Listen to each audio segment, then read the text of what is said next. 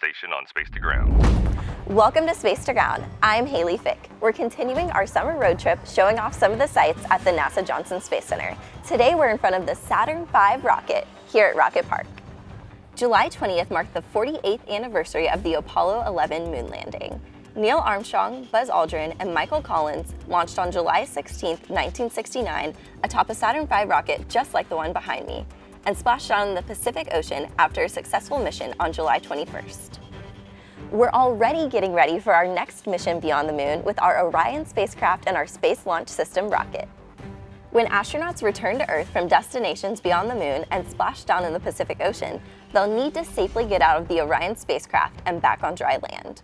Using the Gulf of Mexico waters off the coast of Galveston, Texas, we worked with the Department of Defense team to test Orion exit procedures in a variety of scenarios July 10th through 14th.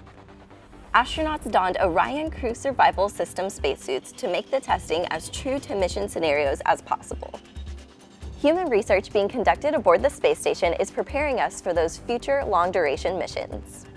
This week, the crew took ultrasound images of various blood vessels as part of the fluid shifts investigation. Because fluids shift headward in microgravity and may cause adverse effects like changes in eyesight, a lower body negative pressure device is worn to investigate possible preventative measures. The crew also collected urine and blood samples for 3 other investigations: biochem profile, repository, and cardio-ox, aimed at measuring how different biological systems compare before, during, and after spaceflight. This week's question comes from Patty C., who says, "My daughter wants to know why the astronauts land in the water when they come back from space." There are actually many different landing options. The Space Shuttle landed like a plane on a runway, the Apollo capsule landed in water, and the Orion spacecraft will too. However, astronauts currently travel back and forth to the space station aboard the Soyuz vehicle, which touches down on land.